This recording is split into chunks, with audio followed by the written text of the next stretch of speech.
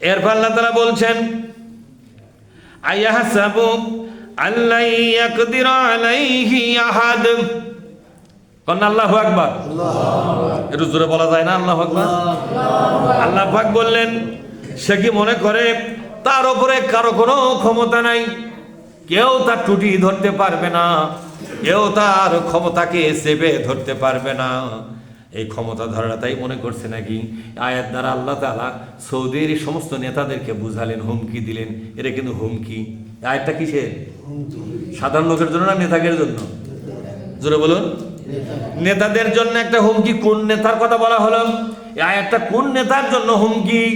যেই রাজনীতির নেতারা ইসলাম বিজয় আন্দোলন সহ্য করতে পারে না, ষড়যন্ত্র করে ইসলামী আন্দোলনকে দমন করার জন্য, সে নেতাদের জন্য এই আয়াতটা হলো হুমকির আয়াত। আল্লাহ পাক বলছেন নেতা হওয়ার পরে আর খায়া কাম পাও নাই, খালি ইসলামী আন্দোলন দমন করো, ইসলামী আন্দোলন ধ্বংস করে দাও, এই ধান্দা করতেছ। তুমি কি মনে করো তোমার নেতৃত্বের হাত, তোমার ক্ষমতার হাতকে চেপে ধরার মতো কেউ আছে না? আছে কিনা এটা কি মনে করতেছো নাকি যে কেউ মনে হয় নাই? না না, তোমার নেতৃত্বের হাত, তোমার কর্তৃত্বের হাত, তোমার আধিপত্যের হাত এমনভাবে চেপে ধরা হবে, সেদিন তোমার নেতৃত্ব কর্তৃত্ব তোমার কোনো কাজে লাগবে না। কথা ঠিক না? আমাদের বাংলাদেশের শেখ হাসিনা সাথে এখানে আয়াতটার মিল আছে। সে মনে করতো যে আমি এমন শেখ পরিবারের সন্তান, শেখ মুজিবরের বেটি। বাপ রে বাপ, এত কাশেন খাবারে কাজগুলো যে উঠিচ্ছে রেকর্ড হয়, তাহলে এই কাজ যদি আমেরিকার যাবেন কি করবে? যে কাঁচারা কুট থেকে চাইলিয়েছে রে না, সাবান যাবে না কাজ। শোনেন, শেখ হাসিনা কি মনে করতো? আয়াত থেকে হাসিনাকে চিনে নেন। তার কোরআন এমন একটা কিতাব যেখানে মানুষের জীবনের পরিচয় তুলে ধরে, ঠিক না ঠিক? শেখ হাসিনা মনে করত কোরআন কি বলেছে? আমি এমন একটা কোরআন নাজিল করেছি যেখানে তোমাদের পরিচয় তুলে ধরবে। এই কোরআনের বিভিন্ন আয়াতের মাধ্যমে তোমাদের পরিচয় তুলে ধরবে। লাকাদ আনজালনা, বলেন লাকাদ আনজালনা ইলাইকুম কিতাবান ফিহি যিকরুকুম আফালা তাকিলুন। কোন আল্লাহু আকবার। সূরা আম্বিয়ার 10 নম্বর আয়াত, 21 নম্বর সূরা আম্বিয়া 10 নম্বর আয়াতের মধ্যে আল্লাহ বললেন আমি এমন একটা বিস্ময়কর কিতাব নাজিল করতেছি, পৃথিবীর সমস্ত জ্ঞানী গুণী মানুষকে অবাক করে দিয়া, সমস্ত বুদ্ধিজীবী, সমস্ত কূটনীতিবিদ, সমস্ত চিন্তাবিদদেরকে পরাজিত করে তাদেরকে অসার প্রমাণ করে একটা কিতাব নাজিল করলাম। আমার এই কিতাবের মাধ্যমে এই দুনিয়ার প্রত্যেকটা মানুষের ব্যক্তিগত চরিত্র পরিচিত হয়ে উঠবে। সুবহানাল্লাহ। এই আয়াত দিয়ে মানুষ চেনা যাবে। এই আয়াতের মাধ্যমে কে কোন জাতের মানুষ তা উল্লেখ করা যাবে। আত্মপরিচয় পেশ করবে এই কোরআন তার আয়াতের মাধ্যমে। শেখ হাসিনা মনে করত তিনি যা কিছু ইসলাম ধ্বংস করার জন্য অন্যায় করবেন, তিনি যা কিছু ক্ষতি করবেন ইসলামী জগতের মানুষের, ঠিক না বেঠি? তাকে ধরার মতো কেউ নাই, যেহেতু সে মুজিবরের বেটি, শেখ মুজিবরের বেটি। তাকে ধরবে কে? তাকে তার কণ্ঠ রোধ করবে কে? তার ক্ষমতার হাতটাকে চেপে ধরবে কে? মনে করতো কেনা জোরে খন? এই মনে করেছে বলেই কোনো পরামর্শ কাজে লাগে নাই, সবার উপরে মাতব্বরি করে গেছে। আল্লাহ তাআলা বুঝালেন ও হাসিনা, তুমি তো মনে করছো তোমাকে ধরার মতো কেউ নাই। 24 সাল থেকে শুরু করে 41 পর্যন্ত বকা শুরু করছিল, ঠিক না? 41 থেকে 61 পর্যন্ত এখন বকে। 61 পরে মনে হয় বললো কিয়ামত পর্যন্ত আমরাই থাকবো, ঠিক না? কিন্তু আল্লাহ তাআলা বন্ধ করে দিলেন। ধরলেন কিনা জোরে কন, কথা কন, ধরছেন কিনা? তাহলে তার যে ধারণা ছিল, ধারণা কি আল্লাহ পরিবর্তন করে দিয়েছে কিনা?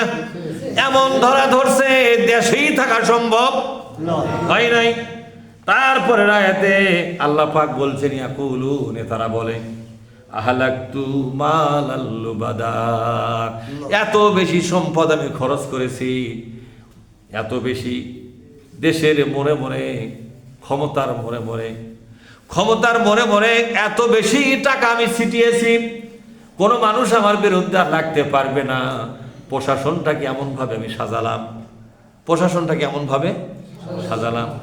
আমি ডিসি কিনলাম, এসপি কিনলাম, টিএনও কিনলাম, ওসি কিনলাম, মেজর কিনলাম, কর্নেল কিনলাম, এমনকি সেনা প্রধানকেও আমি কিনা ফেলাছি। ঠিক না ঠিক চলে? এই কথা আল্লাহ বলছেন। নিজেকে একেবারে বিশাল ক্ষমতাধর হিসাবে চিরস্থায়ী বন্দোবস্ত করার জন্য তারা প্রচুর সংখ্যক টাকা পয়সা খরচ করে এবং তৃপ্তি নিয়ে বসে বসে গল্প করে, এত বেশি টাকা খরচ করেছি, সব কিছু আমি সুন্দর করে সাজিয়েছি, সাজানো গোছানো, এই সংসারে সুই দেওয়ার ক্ষমতা কারো নাই। বলে কিনা জোরে কন? তাহলে আয়াতের সাথে মিল আছে না নাই?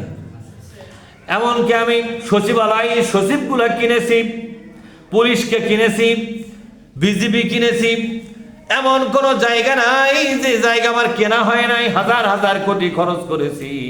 সুতরাং এমনভাবে প্রশাসন সাজালাম, এমনভাবে আমার নেতৃত্ব কর্তৃত্ব সাজালাম, এর মধ্যে ঢোকার মতো কোনো ক্ষমতা কারো নাই। তারা বলাই শুরু করছিল, আওয়ামী লীগ ধরে তো ধরে না, যদি একবার ধরে তাহলে ছাড়ে না।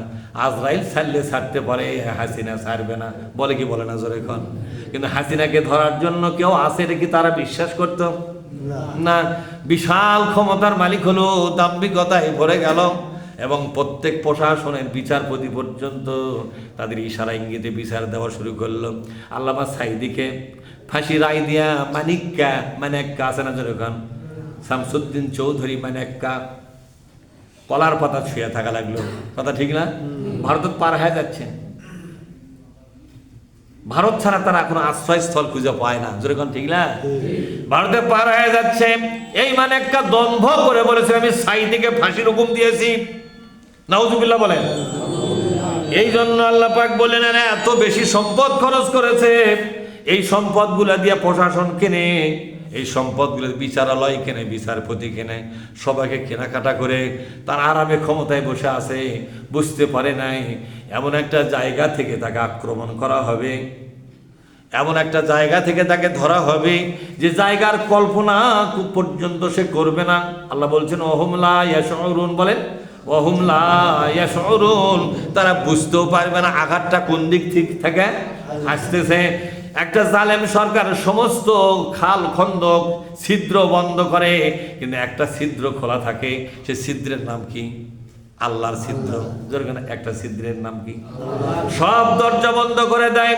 ধ্বংস হওয়ার, পরাজিত হওয়ার যত দরজা থাকে সমস্ত সম্ভাবনাগুলোকে বন্ধ করে দেয়, কিন্তু একটা দরজা বন্ধ করতে পারে না। সেই দরজার নাম কি? আল্লাহর দরজা। সেখান থেকে আসলো, তাকে ধরলো, দেশ থেকে বিদায় করে দিল। আল্লাহ পাক এই আয়াতের মাধ্যমে শিক্ষা দিল, জালেম আর হইও না।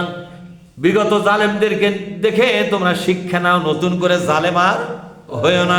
কিন্তু আমাদের বাংলাদেশে কোরআন শরীফের চর্চা নাই দেখে হাসিনার পরে আবার নতুন আর এক দল জালেম শুরু হয়ে গেছে। ঠিক না? তারা নতুন করে চিন্তা করতেছে, হাসিনা করেছে 12 আনা, আমরা করব 20 আনা। ঠিক না? ঠিক জোরে কর। বলছে হাসিনা ধরলে ধরছে, না ধরলে না ধরছে, কিন্তু আমরা ধর্ম কাউকে ছাড়বো না। এই যে নতুন করে ফুটেনি মার্কা জুলুম শুরু করেছে, বলেন তো আল্লাহ কি ছুটি গেছে? কথা কয় না বলে? হাসিনা পতনের পরে আল্লাহ কি ছুটি গেছে না? আসিও ঠিক ধরে কয় ওয়ালা ইয়াউদুহু, বলেন ওয়ালা ইয়াউদুহু হিফযুহুমা, আকাশ আর জমিনকে শাসন করা, দেখাশোনা করা, লালন পালন করা, বিভিন্ন সিদ্ধান্ত নেওয়ার পর আল্লাহ ক্লান্ত হয় না, পরিশ্রান্ত হয় না, আল্লাহকে ছুটি কাটানো লাগে না। যেখানে বসেছিল সেখানেই আল্লাহ আছে। জালেমরা নতুন লাফালাফি করো না, হাসিনা গেছে যেই পথে, তোমাদেরকে আল্লাহ কিন্তু সেই পথেই বিদায় করে দিতে পারে কি পারে না? এজন্য আল্লাহ তাআলা বলছেন, ও জালেম ভালো করে শোনো, আয়াহসাবু আল্লাম ইয়ারাহু আহাদ, আল্লাহু আকবার। সে কি মনে করে তাকে কেউ দেখে না? সে খালি মানুষকে দেখবে, কাক বসান লাগবে, কাক শোতান লাগবে, কাক ক্রস ফায়ার দেওয়া লাগবে, কাক গুম করা লাগবে, কাক আয়না ঘরে তুলে তিলে তিলে হত্যা করা লাগবে, কাকে মিথ্যা মামলা দেওয়া লাগবে। দেখে দেখে তুমি যে সিদ্ধান্ত নিচ্ছ, ও জালেম তুমি কি জানো না তোমাকেও দেখার জন্য কিন্তু আর একটা চোখ আছে। কথা বলতে পারে? কিন্তু জালেমরা জুলুম করার সময় কিন্তু ভাবে আমাকে কেউ দেখতেছে না, টেলিফোন করে বুদ্ধি দিচ্ছে মৌলবিক ধর আর পাতাল করে ফালা, ঠিক না? বাড়ি ধরে খান। এই মৌলবিক দেখে তাক ফালান লাগবে। যা কিছু তুমি অন্যায় অত্যাচার করলে দেখে শুনে আল্লাহ পাক বলেন, জালেম রে, তুমি কি মনে করো তোমার এই কর্মকাণ্ড কারো নজরের মধ্যে নাই? তাই কি মনে করো নাকি? ও জালেম, আমি তোমার এই কর্মকাণ্ড গুলোকে আমি আমার নিজের চোখে পর্যবেক্ষণ করতেছি। সময় হলে তোমাকে ধরবো, যেরকম সময় হলে তোমাকে দেখে না। আয়াতটা বেশি মজা। আল্লাহ পাক বলছেন, আলাম নাজআল লাহু আইনাইন। আল্লাহু আকবার। ও জালেম, কি দে দেখো তুমি, তোমার কপালের মধ্যে দুইটা চোখ আমি আল্লাহ নিজে সৃষ্টি করে দিলাম, যদি তুমি দুনিয়ার ভালো মন্দ সবই দেখতে পাও। ভালো মন্দ দেখে ভালো পথে তুমি চলবে, কিন্তু তুমি তা দেখো না। খালি দেখো মৌলবি কোনটি ঘরে থাক ফাটাও। কথা ঠিক না ব্যাটি? কোনটি জামাত ইসলামী মিটিং করে ধরো আর ফাটাও। এই কথা কোন দেখায়? লক্ষ লক্ষ লোকের এই সম্মেলন হয় ঢাকা এবং আশপাশে, সেখানে তোমার চোখ যায় না, নজর যায় না। 5 জন লোক জামাত ইসলামী মিটিং যেই করেছে, র্যাব যায়, পুলিশ যায়, 5 জন ধরার জন্য 95 জন যায় ঘিরে ভালো আছে। শোনেন নিগলে? হ্যাঁ, শুনেন না আপনারা? আমার মতো লোক 60 গাঁওতে দৌড়, পিছনে পিছনে পুলিশ, পাঞ্জাবি খুলে বেগুন যায় 60 গাঁওতে দৌড়। আমি 60 মানুষ, কিন্তু সেই সময় আমরা 60 আর প্যান্ট কিনে তুলছিলাম। কখন কি ঘটে বুঝলেন না? পুলিশের ভাব আসা শুরু, প্যান্ট শার্ট পরাও শেষ। খালি বিড়িটা খাই দিয়েছে সিগারেটটা, বলে আমি অভ্যাস নাই, ওই টান মারি প্যান্ট শার্ট পরে টাঁটে চলে যাচ্ছি। মনে করে কে এটা তো মানানো হয়েছিল বাইরে, ঠিক না? মানে চোখ ধুলে দেওয়ার জন্য। চোখ কি দেওয়ার জন্য? এটাই হচ্ছে যুদ্ধের কৌশল। এটা হলো যুদ্ধের কৌশল। শোনেননি একবার আল্লাহ নবী বলেন, তোমার খালি চুলা জ্বলাও। কি জ্বলাও? সরে হাজার হাজার চুলা জ্বলা শুরু হল। কাপড়রা করছে এত চুলা জ্বল দিছে, তাহলে তারা সংখ্যা তো মেলা রে। এক চুলা তো নাহলে 100 লোক 200 লোক খাবে, তাহলে হাজার হাজার চুলা লোক করতে যাচ্ছে। আর এই চুলা জ্বলান দেখে ওরা ভাগালপুর থেকে। তাহলে কৌশল দরকার আছে না নাই? জোরে কর, কৌশল দরকার। আগে বলছে তোমার খালি দাঁত ঘুষবে, দাঁত ঘোরা শুরু করছে। তখন কাপড়রা বললো, কি যুদ্ধের আগে দাঁত ঘষে খায়, চাপাবে নাকি হামা বলো? কথা ঠিক না? এরা তো নরখাতক রে, মানুষ ধরবে আর দাঁতটা চাপাবে। যেভাবে দাঁত দিচ্ছে এইভাবে আল্লাহ বলছে যে এইভাবে ঘুষবেন, এইভাবে পারবেন, যা তোরা মনে করে যে তলর ধার দিচ্ছে। কাম হয়ে গেল। যখন কৌশলের দরকার আছে না নাই? এইভাবে করে আল্লাহ তাআলা বললেন, আমি তোমার 2টা চোখ দিছি দেখার জন্য। তুমি কি মনে করো আমি নিজের চোখ বন্ধ করে তোমাকে চোখ দিলাম? তা নয়। আমি তোমাকে যেমন দেখার জন্য চোখ দিয়েছি, যাই চোখ দিতে পারে তার কি নিজের চোখ থাকবে না? যাই যাই নিজে আপনাকে চোখ দান করে তার নিজের চোখ নাই? জালেমদেরকে বলা হচ্ছে, তোমার চোখ যদি কপালে দিয়ে তুমি দুনিয়া দেখো, তাহলে তোমাকে চোখ দিয়ে আমি নিজে কানা হয়ে আছি নাকি? আমিও তো আমার চোখ রেখেছি রে বান্দা। আল্লাহু বাসীরুম বিল ইবাদ। বলেন আমার সাথে, আল্লাহু বাসীরুম বিল ইবাদ। আল্লাহ নিজের চোখে বান্দাদের সবকিছু দেখে। সুবহানাল্লাহ বলেন।